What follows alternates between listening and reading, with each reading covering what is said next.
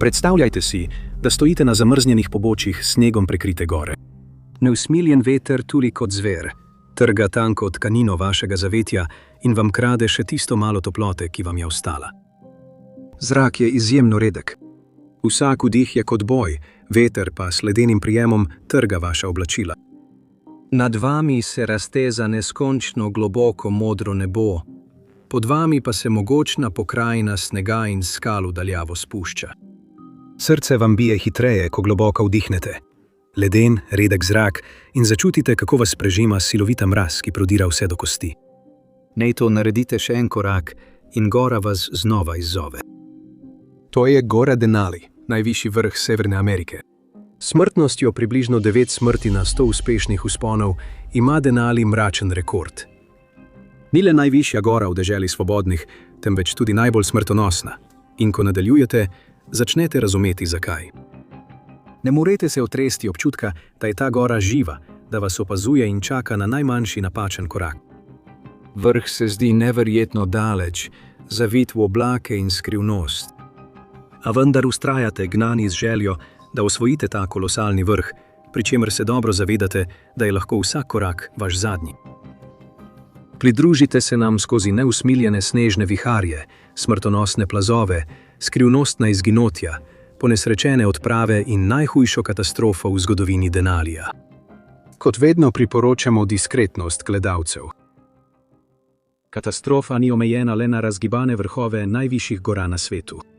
Na srečo je Aura, sponzor današnje epizode, del naše ekipe za iskanje in reševanje. Ste se že kdaj poiskali na Googlu? Če ste kot jaz, ste to vsaj enkrat v življenju naredili.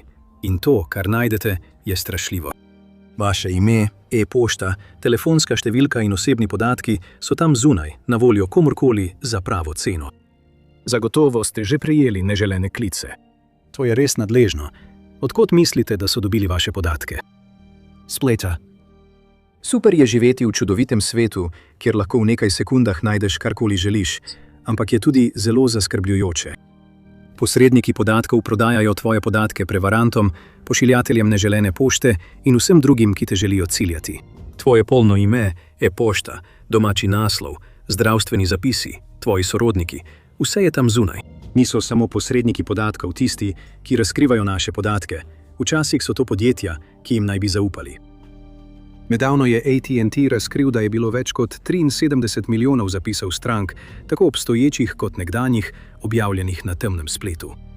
Prizadetim priporočajo uporabo močnih gesel, spremljanje dejavnosti na računih ter razmislek o zamrznitvi kreditnih poročil ali opozorilih o prevari pri kreditnih uradih. Zato uporabljam Auro.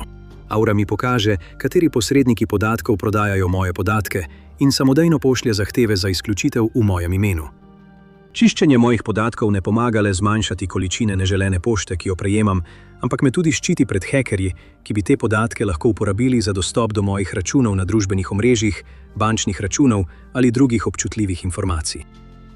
No, Aura vse to naredi namesto mene. In kar je najboljše, ni mi treba prenesti več različnih aplikacij, samo zato, ker podjetje ni moglo zaščititi mojih podatkov. Če bi bili moji podatki ogroženi v podatkovnem vdoru pri AT&T, me ne bi skrbilo. Ker je Aura vedno vključena in vedno opravlja težko delo, da me ohranja varnega. Ne puščam sebe in svoje družine ranljive za podatkovne vdore.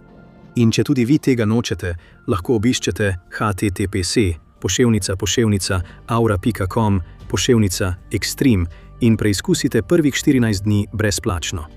Povezava je tudi spodaj v opisu.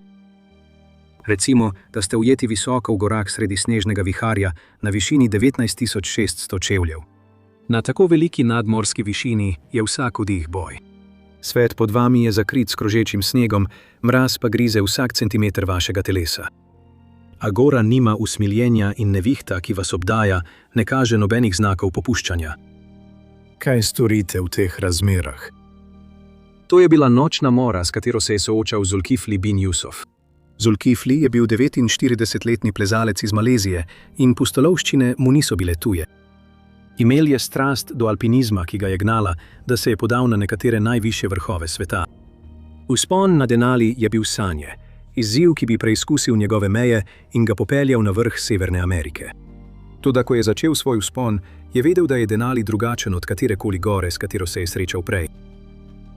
Z višino 6190 metrov je Denali znan po svojem krutem vremenu, s temperaturami, ki lahko padajo do -55,9 stopinj Celzija in vetrovi, ki lahko presežejo 240 km/h. Edinstven položaj gore blizu arktičnega kroga povzroča drastične vremenske razlike, zaradi česar je to eden najhladnejših in najnevarnejših vzponov na svetu. Zulkifli je to zagotovo vedel in se dobro pripravil. Bil je del skupine 3 plezalcev, ki so se za to odpravo temeljito usposabljali. Toda ali je bilo to dovolj? Potovanje se je začelo precej dobro. Vzpon se je začel gladko, vse je potekalo po načrtu. Toda ko so se vzpenjali višje, se je vreme začelo spreminjati. Nevihte na Denaliju so zloglasne zaradi svoje nenadne silovitosti in tudi ta ni bila izjema. Kar se je začelo kot rahlo sneženje, se je hitro spremenilo v pravo snežno nevihto z vetrovi, ki so dosegali hitrosti, ki bi lahko človeka podrle na tla. Vidljivost se je zmanjšala skoraj na nič, temperatura pa je padla globoko pod ledišče. Skupina je bila prisiljena sprejeti ključno odločitev: nadaljevati pot ali poiskati zavetje in počakati, da nevihta mine. Ker so poznali tveganja nadaljevanja v takšnih razmerah, so se odločili za pametnejšo možnost in poiskali zavetje. Na nadmorski višini 19.600 čevljev so izkopali snežno votlino in upali, da jim bo nudila dovolj zaščite, da preživijo nevihto. Snežne votline so pogosta tehnika preživetja v alpinizmu, saj nudijo zaščito pred ledenimi temperaturami zunaj.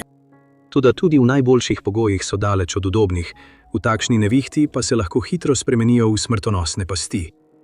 Medtem ko je nevihta še naprej divjala, se je votlina, ki naj bi bila njihovo zatočišče, spremenila v zapor. Mraz jim je prodiral v kosti, redek zrak pa je vsako gibanje spremenil v napor. Hrane in zalog je bilo malo in z vsakim dnem je postajalo vse bolj obupano. Zulkifli, ki je bil na začetku močan, je začel kazati znake hude višinske bolezni. Njegovo dihanje je postalo oteženo, moč pa ga je zapuščala, saj je kombinacija hipoksije, ledenih temperatur in izčrpanosti terjala svoj davek. Višinska bolezen, znana tudi kot akutna višinska bolezen ali AVB, je tihi ubijalec na najvišjih vrhovih sveta. Lahko prizadene tudi najbolj izkušene plezalce in povzroči simptome, ki segajo od glavobola in slabosti do življenjsko nevarnega pljučnega in možganskega edema, kar pomeni nabiranje tekočine v pljučih. Za Zulkiflija so bili simptomi hudi in brez takojšnjega spusta ali medicinske pomoči so bile njegove možnosti za preživetje majhne. In kar je najpomembneje, nevihta je onemogočila spust in skupina je bila ujeta na milost in nemilost gore. Minevali so dnevi, ne da bi bilo videti kakršnokoli olajšanje. Nevihta ni kazala znakov popuščanja, položaj skupine pa je postajal iz ure v uro bolj grozljiv. Vedeli so, da je reševanje malo verjetno, dokler bo snežni vihar trajal, in tudi če bi se vreme izboljšalo, bi pomoč morda prišla prepozno. Zulkiflijevo stanje se je poslabšalo. Mraz, višina in osamljenost so terjali smrtonosen davek. Njegovo telo, ki so ga že oslabile krute razmere, je začelo odpovedovati. Na dan, ko je nevihta končno ponehala, so na njihovo lokacijo poslali reševalno ekipo. Toda ko so prispeli do snežne jame, je bilo že prepozno. Zulkifli bin Jusuf je podlegel brutalnim silam gore. Njegovo življenje je terjala prav tista pustolovščina, ki jo je tako strastno zasledoval.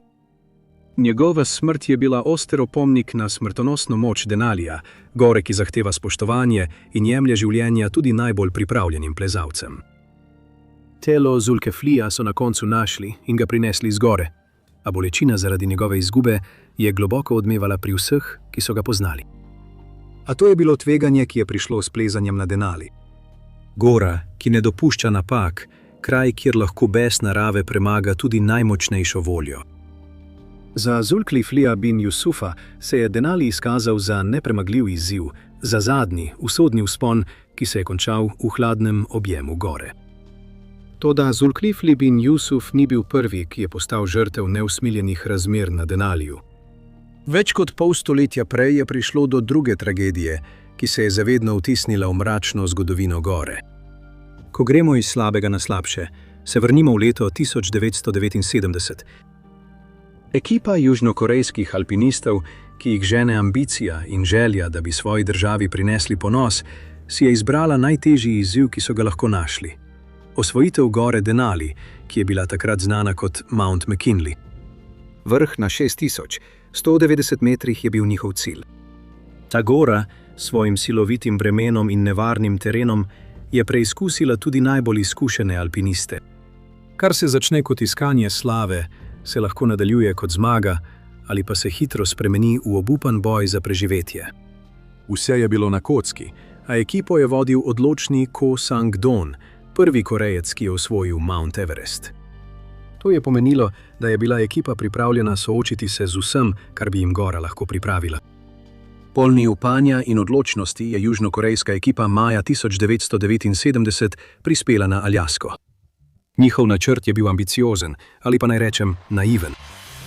Načrtovali so, da bodo osvojili vrh Denalija po zahtevni in redko preplezani zahodni rebrasti smeri, in to zgodaj v sezoni, ko so razmere na gori najbolj nepredvidljive. Ta smer je zloglasna zaradi strmih vzponov, nevarnega ledu in vedno prisotne grožnje plazov. Ekipa je bila dobro pripravljena, ali vsaj tako so verjeli, opremljeni z najsodobnejšo opremo in vodeni z občutkom narodne ponosa. Ekipo so sestavljali izkušeni plezalci, med njimi Park Hun-kyu, Chu Yang, Ko Sang-don, Lee Il-kyo, Hari Marinakis. Ničesar niso prepuščali naključju. Tukaj lahko celo vidite ekipo zavito v težko opremo, njihovi obrazi so komaj vidni za očali in zmrznjenimi maskami. Vzpon je bil naporen, ekipa se je borila z močnim vetrom, ledenimi temperaturami in redkim zrakom na veliki nadmorski višini. A nadaljevali so, njihovo voljo je gnala misel na osvojitev vrha. In razumem jih. Predstavljajte si, da se podate na življenjsko potovanje, na misijo, katere cilj ni le osvojiti najvišji vrh Severne Amerike, temveč tudi prinesti čast in priznanje svoji državi. Ko je odprava napredovala, so se plezalci srečevali s pričakovanimi izzivi, kot so nepredvidljivo vreme, naporni vzponi in redek s kisikom reven zrak, ki je vsak korak spremenil v preizkus vzdržljivosti. Kljub temu je ekipa vztrajala, njihova morala je bila visoka, ko so se vse bolj približevali vrhu. Toda ko so se približevali vrhu, je gora začela kazati svojo pravo, neusmiljeno naravo. 29. maja 1979, po tednih nepopustljivega plezanja, so Ko Sang-don, Lee Il-kyo in Park Hun-kyu končno dosegli vrh Denalija. To je bil trenutek zmagoslavja, dokaz njihove spretnosti in odločnosti. Uspelo jim je, dosegli so najvišjo točko Severne Amerike, kar je uspelo le redkim. A gora z njimi še ni končala. Ko so začeli sestopati, se je vreme, ki je bilo do takrat razmeroma mrzlo in hladno, drastično poslabšalo. Močan veter in hitro padajoče temperature so spust spremenili v nočno moro. Ekipo je ujela silovita nevihta in razmere so postale skoraj nevzdržne. Trije plezalci so bili izčrpani, njihova telesa so bila oslabljena zaradi vzpona in močnega mraza. Vsak korak navzdol po gori je bil boj, in kruto okolje je njihovo zmago hitro spremenilo v boj za preživetje. Tragično sta med sestopom hude razmere premagale Ko Sang-dona in Lee Il-kya. Kombinacija izjemnega mraza, utrujenosti in višine je bila usodna. Lee Il-kyo je padel v ledeniško razpoko, kar je na Denaliju pogosta, a smrtonosna nevarnost, in si ni mogel opomoči. Ko Sang-don je kljub svojim izkušnjam in moči prav tako podlegel težkim razmeram. Njegovo telo so kasneje našli, kar je bil jasen opomnik smrtonosne moči gore. Park Hun-kyu, edini preživeli član vršne ekipe, je bil najden hudo ozeblega in v šoku. Travma zaradi izgube svojih soplezalcev in fizične posledice spusta so ga pustile komaj sposobnega za nadaljevanje. Reševalna akcija se je začela takoj, ko je postalo jasno, da je šlo nekaj hudo narobe. Na goro je bil poslan helikopter, reševalci pa so kljub nevarnim razmeram pogumno odšli do parka. Evakuirali so ga v bolnišnico, kjer so mu oskrbeli poškodbe, vključno s hudimi ozeblinami, zaradi katerih je izgubil več prstov na nogah. Tragedija korejske odprave na McKinley leta 1979 je bila globoka izguba, ne le za družine alpinistov, ampak za celotno alpinistično skupnost. Odprava je bila simbol vse večje moči Južne Koreje v svetu visokogorskega plezanja, izguba Ko Sang-dona in Lee Il-kya pa je bila uničujoč udarec. Za Južno Korejo je bila ta tragedija opomnik na tveganja, ki spremljajo prizadevanje za veličino na najvišjih vrhovih sveta. Po dogodku je zgodba korejske odprave služila kot streznjujoč opomin na nevarnosti, s katerimi se soočajo plezalci na Denaliju.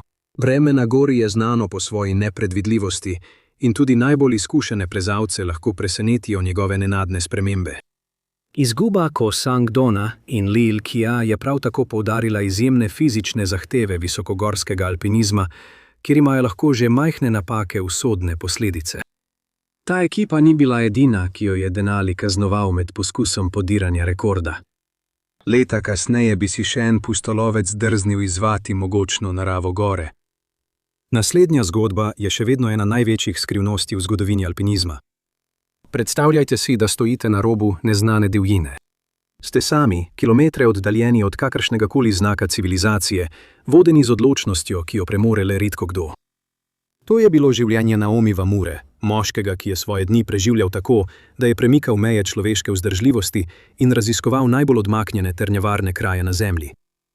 Rojen leta 1941 na Japonskem je bil Naomi Wamura legenda, celo med pustolovci. Njegova pot v svet raziskovanja se je začela na fakulteti, kjer se je pridružil alpinističnemu klubu na univerzi Meiji. Kljub težavam pri svojem prvem vzponu je Naomi tekmovalni duh spodbudil, da se je hitro izboljšal. Popolnoma se je posvetil treningu in več mesecev izpopolnjeval svoje veščine v japonskih gorah. Njegove prve izkušnje so v njemu zbudile globoko strast do alpinizma, ki ga je vodila k premagovanju nekaterih največjih svetovnih izzivov. Do sredine svojih 20 let je Naomi že dosegel podvige, ki bi jih zavidal vsak pustolovec. Postal je prvi človek, ki je sam osvojil Mont Blanc, Kilimandžaro in Aconcagua. Do leti 1970 je stal na vrhu Mount Everesta kot član japonske odprave. Vendar pa so bile prav njegove samostojne dosežke tiste, ki so ga resnično ločile od drugih. Avgusta 1970 se je Naomi zapisal v zgodovino, saj je postal prva oseba, ki je samostojno osvojila Denali, najvišji vrh Severne Amerike, znan tudi kot Mount McKinley. Njegova hitrost in odločnost na tem vzponu, ko je z lahkim nahrbtnikom dosegel vrh v samo 8 dneh, sta utrdili njegov sloves enega največjih alpinistov na svetu. To, da Naomijeve ambicije so segale dlje od alpinizma. Očarale so ga polarne regije, kjer se je podal na nekatere najzahtevnejše odprave, kar jih je bilo kdaj zabeleženih. Leta 1978 je postal prvi človek, ki je sam dosegel severni pol. Preživel je 57 dni v enem najtežjih okolij na Zemlji. Njegovo potovanje je bilo polno nevarnosti, vključno z grozljivim srečanjem s polarno medvedko in tem, da je obtičal na razpadajoči ledeni plošči. Kljub temu je Naomi vztrajal, gnan z neomajno željo, da preseže svoje meje in doseže nemogoče. V letih po svoji odpravi na severni pol je Naomi svojo pozornost znova usmeril na Denali, vendar tokrat z novim ciljem. Da opravi solo zimski vzpon. Ideja o vzponu na Denali po zimi je bila zastrašujoča. V tem letnem času še nihče ni uspešno opravil solo vzpona. Razmere na Denaliju po zimi so izjemne, s temperaturami, ki padajo do -50 stopinj Fahrenheita in vetrovi, ki lahko dosežejo moč orkana. Ledniki na gori so polni razpok, skritih pod plastmi snega, kar pot še dodatno otežuje in naredi nevarnejšo. Kljub tem nevarnostim Naomi ni bila odvrnjena. Svoj vzpon je skrbno načrtoval in se odločil za lahek pristop, ki se mu je v preteklosti že obnesel. S seboj je imel le najnujnejše. 18-kilogramski nahrbtnik sani in napravo za samoreševanje, narejeno iz bambusovih palic, ki si jih je pritrdil čez ramena.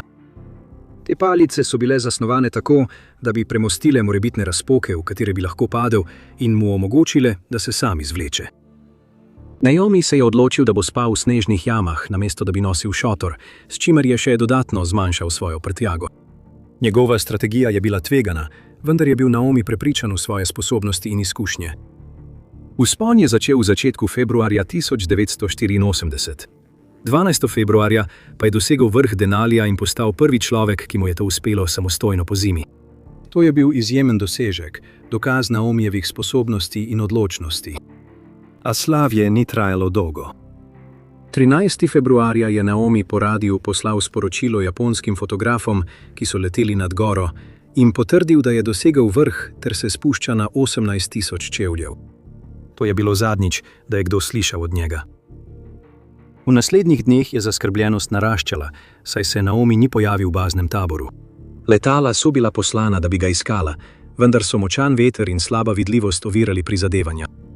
15. februarja so na višini 16.600 čevljev na kratko opazili nekoga, za katerega so menili, da je Naomi. Ko pa se je vreme dovolj zjasnilo za temeljito iskanje, ni bilo nobenega sledu za njim. Sneg je prekril vse sledi ali namige, zaloge, ki so jih pustili drugi plezalci, pa so ostale nedotaknjene. Reševalne ekipe so bile končno poslane in 26. februarja so na višini 14.000 čevljev našle snežno jamo, kjer je Naomi bival med svojim vzponom. V notranjosti so odkrili njegov dnevnik, ki je ponudil srhljiv pogled v njegove zadnje dni.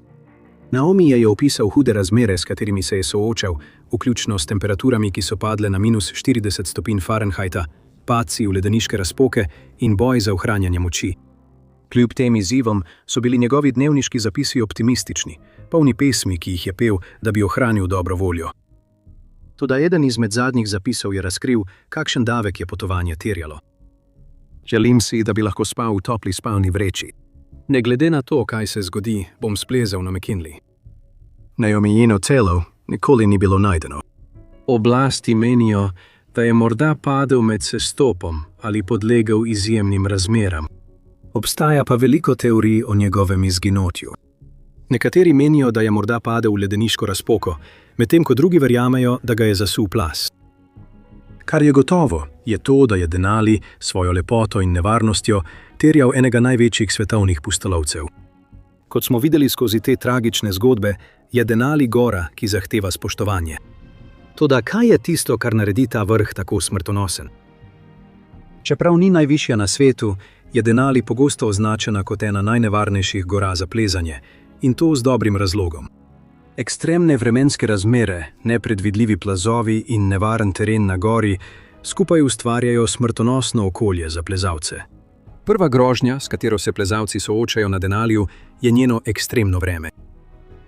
Denali, ki se nahaja v notranjosti Aljaske, je izpostavljen nekaterim najhujšim vremenskim razmeram, ki si jih je mogoče zamisliti. Zemljepisna širina gore ima pri tem pomembno vlogo, saj jo izpostavlja hladnim arktičnim zračnim masam, ki prihajajo s severa. Tudi med plezalno sezono, ki traja od maja do julija, se lahko temperature spustijo do -50 stopinj, zlasti na višjih nadmorskih višinah. Te temperature so življenjsko nevarne, saj lahko povzročijo ozebline v nekaj minutah in naredijo tudi preprosta opravila izjemno težavna. Plezalci se pogosto soočajo z vetrovi, ki lahko dosežejo moč orkana, zaradi česar se vzpon spremeni v boj z naravnimi silami. Vreme na Denaliju je znano po svoji nepredvidljivosti. Kar se začne kot jasen dan, se lahko hitro spremeni v smrtonosno nevihto, ko vidljivost pade na ničlo in se sneg hitro nabira. Te nevihte lahko trajajo več dni, zaradi česar so plezalci ujeti v svojih šotorih, jim zmanjkuje zalog in se borijo z mrazom. Čeprav je Denali nižji od najvišjih vrhov na svetu, je njegova nadmorska višina vrljivo zahtevna. Severna lega gore pomeni, da je zrak redkejši kot na enakih višinah v drugih delih sveta. Plezalci pogosto opisujejo izkušnjo kot občutek, da so veliko višje, kot v resnici so, kar vzpon naredi še posebej izčrpavajoč. Aklimatizacija je nujna, zato morajo plezalci preživeti dneve ali celo tedne v mestnih taborih, da se njihova telesa prilagodijo pomanjkanju kisika. Višinska bolezen je stalna grožnja, s simptomi, ki segajo od glavobolov in slabosti do življenjsko nevarnih stanj, kot sta višinski pljučni edem, hepe, ali višinski možganski edem, hejce. Ta stanja se lahko pojavijo brez opozorila in so lahko smrtna, če niso takoj zdravljena. Najtežji del je, da so možnosti zdravljenja na gori izjemno omejene. Denalijev teren je še en dejavnik, zaradi katerega je tako nevaren. Gora je močno poledenela, saj ogromni ledeniki pokrivajo večino njene površine. Ti ledeniki so polni razpok, globokih razpok v ledu, ki so lahko globoke več 100 čevljev. Te razpoke so pogosto skrite pod tanko plastjo snega, zaradi česar jih je skoraj nemogoče opaziti, dokler ni prepozno. Padec v razpoku je lahko smrtonosen in tudi če plezalec preživi padec, je izhod skoraj nemogoč podvig. Poti na Denali vključujejo strma ledena pobočja, še posebej priljubljena zahodna opornica, kjer morajo plezalci zaradi varnosti uporabljati fiksne vrvi. Vendar pa je vzpon, kljub tem previdnostnim ukrepom, izjemno zahteven, še posebej v slabih vremenskih razmerah, ko postane led spolzek in nevaren. K nevarnosti dodatno prispeva tudi osamljenost Denalija. Gora se nahaja globoko v aljaški divjini, daleč od večjih mest ali bolnišnic. Ta odmaknjenost pomeni, da lahko v primeru nujnega dogodka reševalne akcije potrebujejo ure ali celo dneve, da dosežejo plezalce. Za reševanja se pogosto uporabljajo helikopterji, vendar je njihova sposobnost delovanja močno odvisna od vremena.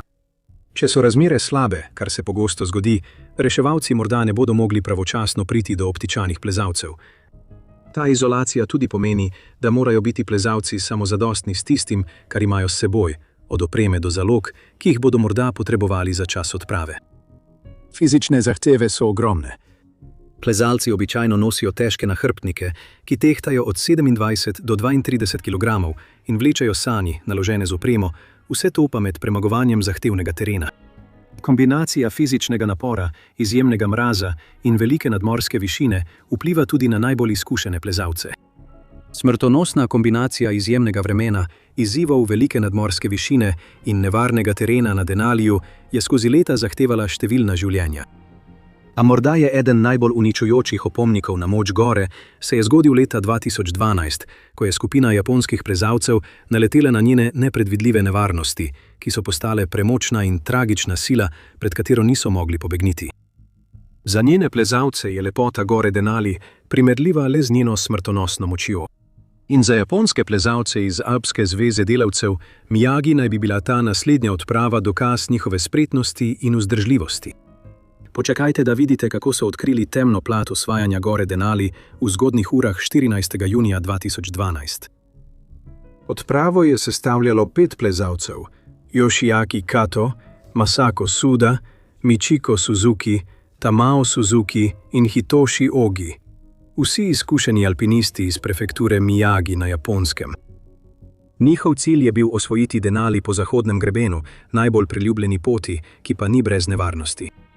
Skupina, izkušena tako v alpinizmu kot v timskem delu, je vzpon skrbno načrtovala in se dobro zavedala tveganj, ki jih predstavlja Denali.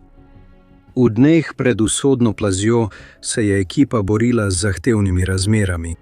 Močno sneženje in močni vetrovi so oteževali njihov vzpon ter ustvarili nevarne snežne razmere. Kljub izzivom so bili plezalci odločni in so se vsak dan počasi približevali vrhu. Vendar pa je imela narava drugačne načrte. Zjutraj, 14. junija, okoli 2 ure. Skupina se je spuščala iz svojega visokega tabora in prečkala območje znano kot motoristični hrib. Ta del zahodne grebenske poti je med plezalci znan po svojem strmem naklonu in nagnjenosti k nabiranju snega, kar povečuje nevarnost plazov. Sneg je bil globok in ekipa se je previdno premikala. Vsi so bili zaradi varnosti povezani z vrvjo. Toda v temi in mrazu je udarila nesreča. Brez opozorila se je sneg pod njimi udrl zaradi nestabilnih razmer. Plaz je zgrmel po pobočju in v nekaj sekundah zajel plezalce. Sila plazu je bila tako močna, da se je vrv, ki je povezovala plezalce, pretrgala in jih pahnila v padec po gori. 4 plezalce, Katoja, Sudo, Michiko in Tamao, je plaz odnesel v globoko razpoko. Njihova življenja so bila najverjetneje ugasnjena v trenutku, ko jih je pokopalo na tone snega in ledu. Neverjetno, Hitoshi Ogi, najstarejši član ekipe, je preživel začetni plaz. Tudi njega je potegnilo v razpoko, a po srečnem naključju ali zgolj z močjo volje mu je uspelo splezati ven le z manjšimi poškodbami. Prizor okoli njega je bil popolno opustošenje. Njegovih sotekmovalcev ni bilo nikjer, izgubljeni so bili pod snegom. Sam in v šoku je Ogi spoznal, da so možnosti, da najde svoje prijatelje žive, skoraj nične. Soočen s kruto resničnostjo situacije je Ogi začel samoten spust po gori, potovanje, ki mu je vzelo več kot 14 ur. Izčrpan, ranjen in obremenjen z izgubo svoje ekipe, je vztrajal naprej, gnan z nujo, da prijavi tragedijo in preživi. Končno je zvečer 15. junija prispel v taborišče Kahiltna na višini 7200 čevljev, kjer je prijavil plaz nacionalni park službi. Novica o plazu je pretresla alpinistično skupnost. Denaliju tragedije niso bile tuje, vendar je bila izguba 4 izkušenih plezalcev v enem samem dogodku brez primere. Nacionalna služba za parke je takoj začela iskalno-reševalno akcijo. Čuvaji so izvajali zračno iskanje plazovitega območja s helikopterji, vendar so bile razmere zahtevne, saj z višine ni bilo videti nobenih sledi pogrešanih plezalcev ali njihove opreme. V naslednjih 2 dneh so se iskalna prizadevanja še okrepila. Čuvaji, prostovoljci in celo reševalni pes so bili napoteni, da preiščejo raztreseno območje na Motorcycle Hillu. Vendar so se tudi iskalci sami soočali z velikimi tveganji. Razmere za plazove so bile še vedno prisotne, nestabilen sneg pa je naredil operacijo izjemno nevarno. 16. junija je bila iskalna akcija uradno prekinjena. Odločitev je bila sprejeta potem, ko so našli pretrgan konec vrvi, ki je povezovala plezalce, ter zmrznjen in zbiti sneg in led v razpoki, v katero je padel Ogi. Nadaljnje izkopavanje je bilo ocenjeno kot preveč nevarno, zato so domnevali, da bodo telesa Katoja, Sude, Michiko in Tama ostala zavedno ujeta v gori. Tragedija japonske odprave leta 2012 kaže, da lahko tudi najbolj izkušene plezalce presenetijo nepredvidljive sile gore. Toda nevarnosti gore niso namenjene le velikim skupinam. Tudi samotni plezalci se na teh ledenih pobočjih soočajo z ogromnimi tveganji. To je bila izkušnja Teti Hagaware, izkušenega alpinista iz Sappora na Japonskem, ki se je maja 2024 sam odpravil osvojit vrh Denalija. Njegovo potovanje, ki naj bi bilo močan prikaz odločnosti in zmage človeškega duha, se je končalo s tragedijo. Hagawara, ki je bil v srednjih 40 letih, mu izzivi visokogorskega plezanja niso bili tuji. Bil je znan po svoji natančni pripravi in strasti do solo vzponov, predtem pa je že osvojil več pomembnih vrhov. Njegov poskus osvojitve Denalija, najvišjega vrha Severne Amerike, je bil še en ambiciozen izziv. Zahodna oporna smer na Denaliju, čeprav najbolj priljubljena pot na vrh, je vse prej kot lahka. Vključuje strme vzpone, nevarne prečnice po ledu in nepredvidljive vremenske razmere, ki se lahko v trenutku spremenijo v smrtonosne. Hagawara je začel svoj vzpon v začetku maja in je s svojo družino ostajal v stiku prek satelitske komunikacijske naprave. Ta naprava mu je omogočala pošiljanje rednih posodobitev, kar je bila ključna življenjska povezava glede na osamljenost njegove poti. Ko se je vzpenjal, je Hagawara dosegel tabor na višini 17.200 čevljev, ki je ključno postajališče pred zadnjim vzponom na vrh Denalija, ki meri 20.310 čevljev. Od tu morajo plezalci prečkati zloglasni prelaz Denali, ki je ozka in nevarna pot, ki je skozi leta zahtevala mnoga življenja. 15. maja 2024 je drugo plezalno moštvo opazilo Hagawaro, ko je poskušal prečkati iz tabora na 17.200 čevljih proti prelazu Denali na 18.200 čevljih. Ta del gore je znan po ledenih razmerah in izpostavljenem terenu, kjer lahko en sam napačen korak povzroči katastrofalen padec. Na žalost je to bila usoda Hagaware. 16. maja se je Hagawarina satelitska naprava prenehala premikati, kar je nakazovalo, da je šlo nekaj hudo narobe. Zaskrbljeni družinski člani, ki niso prejeli nobenih novic, so 19. maja stopili v stik z rangerji Narodnega parka Denali. Rangerji parka so začeli iskalno akcijo, pri kateri so uporabili tako patrulje na terenu, kot tudi zračno izvidovanje, da bi našli Hagawaro. Njegov šotor so našli prazen v visokem taboru, po nadaljnji preiskavi pa so parkovni čuvaji s pomočjo podatkov iz njegove satelitske naprave določili njegovo lokacijo. Ugotovili so, da je Hagawara padel s strmega poledenega prehoda med visokim taborom in prelazom Denali. 20. maja so nadzorniki opazili njegovo telo na približno 17.200 čevljih tik pod prehodom. Območje, kjer je Hagawara padel, je eden najbolj nevarnih delov Denalija, ki ga je predstavnik parka opisal kot izjemno poledenelo in težko za oprijem, zaradi česar je še posebej nevarno za samostojne plezalce. Ta tragični dogodek je Hagawaro označil kot 14. plezalca, ki je umrl v padcu na tem delu zahodne grebenske poti od leta 1980. Smrt Hagaware kaže na izjemna tveganja solo plezanja na Denaliju.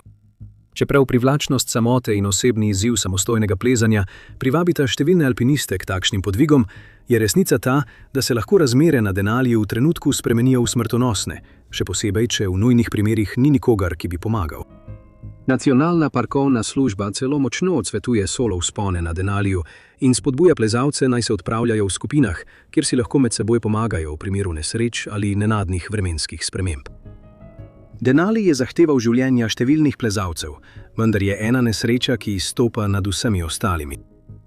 To je zgodba o ambiciji, ki se je spremenila v tragedijo, kjer se je gnev gore sprostil na način, ki si ga je le malo kdo lahko predstavljal, kar je privedlo do enega najbolj katastrofalnih dogodkov v zgodovini severnoameriškega alpinizma. Zadnja zgodba v naši epizodi se odvija julija 1967 na ledenih pobočjih Denalija, kjer se obeta težava. Mraz, ki je običajno že zelo močan, je postal še bolj pronicljiv, veter pa buči kot tovorni vlak. Vrh je na dosegu roke, a gora se je v vsej svoji veličini odločila, da se bo uprla. To je bila grozljiva resničnost za 12 plezalcev odprave Wilcox julija 1967. Vzpon, ki bo šel v zgodovino kot ena najbolj smrtonosnih nesreč, ki so kdaj prizadele Denali. Pod vodstvom Joea Wilcoxa, 24-letnega podiplomskega študenta, je odpravo sestavljalo 12 plezalcev. Skupina je bila sestavljena iz dveh ekip, ene z vzhodne obale in ene z Aljaske. Združitev ekip ni bila idealna, saj so člani prihajali iz različnih okolij in z različno stopnjo izkušenj, vendar so se združili pod skupnim ciljem, da osvojijo Denali po zahodnem oporniku, po isti poti, po kateri je uspelo že mnogim plezalcem. Poletje 1967 se je zdelo popoln čas za njihov poskus, vendar se je odprava kmalu znašla na milost in nemilost najbolj smrtonosnemu orožju Denalija, njegovemu vremenu. Že od začetka se je ekipa soočala z izzivi. Zloglasno nepredvidljive razmere na Denaliju so naredile vsak korak nevaren.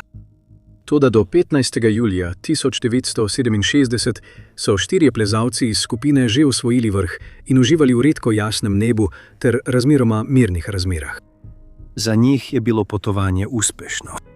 Stali so na vrhu Severne Amerike, zmagoslavni, z vznesenim duhom so zrli čez prostranstvo ledu in snega. Toda praznovanje ni trajalo dolgo.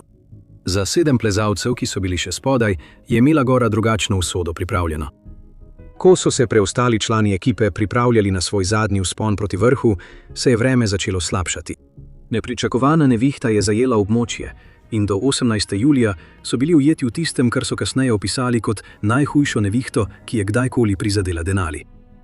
Vetri so divjali čez goro z zastrašujočimi hitrostmi, po nekaterih ocenah so sunki dosegali do 480 km/h, medtem ko je snežni metež zmanjšal vidljivost skoraj na nič.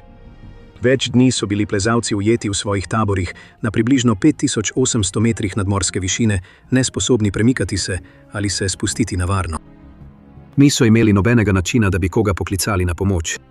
Njihova telesa so bila izpostavljena ledenim temperaturam, njihovi šotori in oprema pa niso bili kos silovitosti nevihte. Čeprav so bili izkušeni plezalci, jih na to ni moglo pripraviti nič. Obupani so poskušali skopati se v sneg, da bi se zaščitili pred rezkim vetrom. Toda nevihta, neusmiljena v svoji silovitosti, ni kazala nobenih znakov popuščanja. Reševalni poskusi so bili zaradi izjemno slabega vremena nemogoči in za tiste, ki so čakali na nižjih višinah, je usoda 7 alpinistov ostala srhljiva skrivnost. Nevihta je divjala več dni in popolnoma odrezala alpiniste od zunanjega sveta. Poskusi vzpostavitve stika so naleteli na šum in tišino, saj je bes nevihte preglasila vsakršno komunikacijo. Ko je nevihta po skoraj tednu dni končno ponehala, so reševalne ekipe odšle iskat pogrešane alpiniste. Kar so našli, je bilo naravnost uničujoče. Telesa alpinistov so našli raztresena po pobočjih, zmrznjena v različnih stanjih stiske. Nekateri so bili še vedno zaviti v svoje raztrgane šotore, medtem ko so drugi očitno poskušali izkopati zasilna zavetišča v snegu, preden so podlegli kruti mrazu. Drugi so se stiskali skupaj, se upirali vetru ali še vedno držali svoje cepine, kot da bi poskušali priplezati do varnosti. Vsi so zmrznili do smrti, njihova telesa pa so bila ohranjena v ledu kot srhljivo pričevanje moči nevihte. 7 alpinistov, ki so umrli v nevihti, so bili Jerry Clark, Steve Taylor, Dennis Lusterhand, Mark McLaughlin, Ansel Schiff, Hank Janes in John Russell. Njihova smrt je bila najhujša alpinistična nesreča v zgodovini Denalija. Novica o tragediji je pretresla alpinistično skupnost. Joe Wilcox, vodja odprave, je preživel preizkušnjo in se potem znašel pod ostrim drobnogledom in bil deležen kritik. Nekateri so ga krivili za nesrečo, spraševali so se o njegovem vodenju in odločitvah, ki jih je sprejela ekipa. Wilcox in drugi preživeli pa so poudarili, da je bila nevihta nepričakovana in da nobeno načrtovanje ne bi moglo ublažiti njenih posledic. Številni strokovnjaki za alpinizem so se kasneje strinjali, da je bila moč nevihte večja, kot bi jo lahko kdorkoli pričakoval ali preživel. Tudi izkušeni plezalci, opremljeni z boljšo opremo in tehnologijo, bi težko zdržali v takšnih razmerah. Za 7 plezalcev je šlo preprosto zato, da so bili ob nepravem času na nepravem mestu. Wilcoxova odprava iz leta 1967 ostaja eno najtemnejših poglavij v zgodovini Denalija. A vse zgodbe, ki smo jih delili, poudarjajo tanko mejo med zmagoslavjem in tragedijo, pogumom in katastrofo na tej smrtonosni gori. Z vsakim korakom po nevarnih pobočjih Denalija se morajo plezalci soočiti z nevarnostmi te gore. Torej, čeprav poznajo tveganja, kaj misliš, da ljudi žene, da se vedno znova vračajo na mogočno območje Denalija? Rad bi slišal vaše mnenje v komentarjih spodaj. Hvala za ogled in se vidimo v naslednjem videu. Bodite pogumni in živite pogumno.